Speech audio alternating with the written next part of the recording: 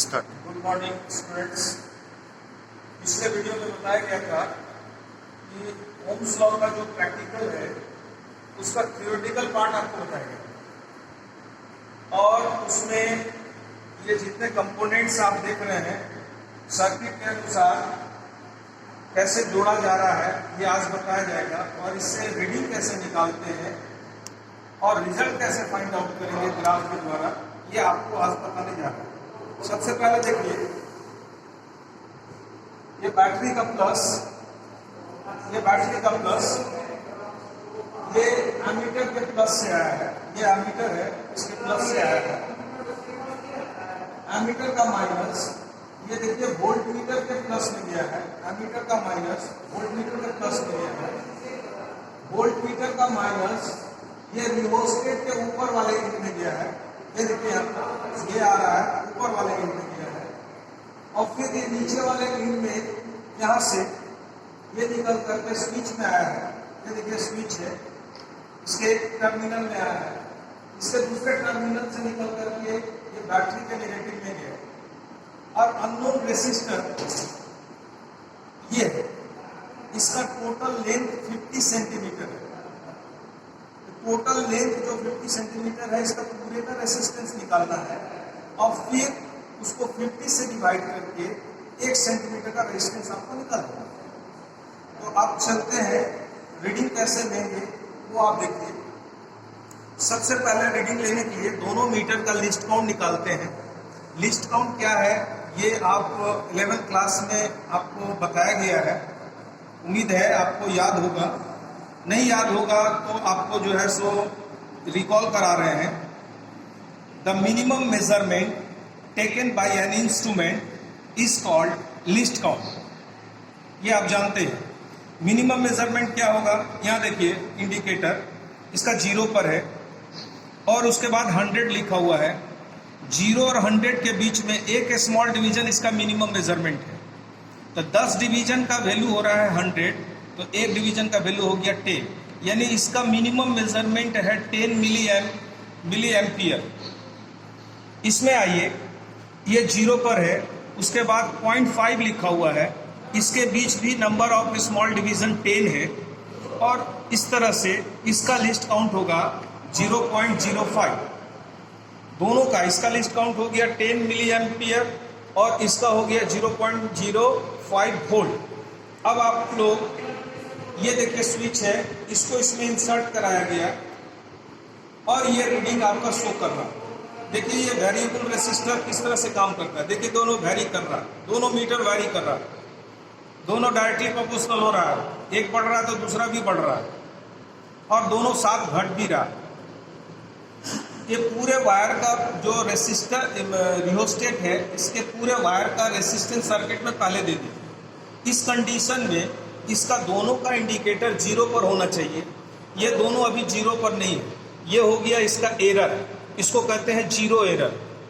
अब इस 0 एरर को हम लोग लिखेंगे, ये 10 डिवीजन पर है, ये 5 डिवीजन पर है, तो इसका एरर हो गया 10 डिवीजन इंटू लिस्ट काउंट। इसका लिस्ट काउंट है 10, तो 10 इंटू 10, और चूंकि ये मिली एम्पियर में है इसको एम्पियर में कन्वर्ट करना पड़ेगा, तो 10⁻³ से मल्टीप्लाई करना।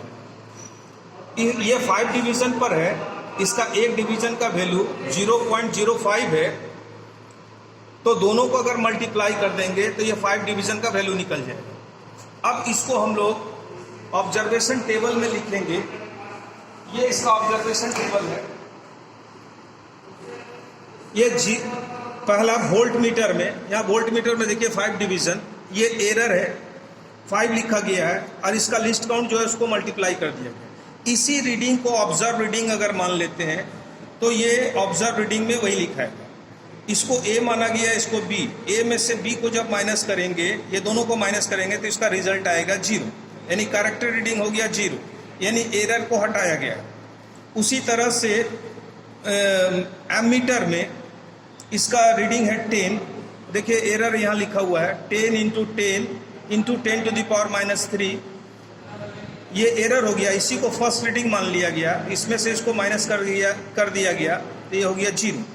तो फर्स्ट रीडिंग 0, यानी ये 0 का मतलब है अगर इसका ग्राफ प्लॉट करेंगे तो ये ऑरिजिन हमको मिल गया। V डायरेक्टली प्रोपोर्शनल I होता है, अगर करंट वोल्टेज बढ़ेगा तो करंट भी बढ़ेगा। तो इसका मतलब है कि इसमें ग्राफ का जो नेचर होगा वो स्ट्रेट लाइन होगा, पासिंग थ्रू ऑरिजिन होगा। तो ये ऑरिजिन आपका निकल गया है। दूसरा रीडिंग लेने के लिए अब इसको हम लोग वैरी करा रहे हैं। देखिए मीटर में, देखिए ध्यान से,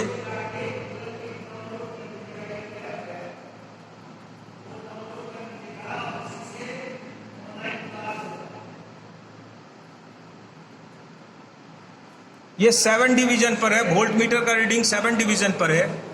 और ये जो है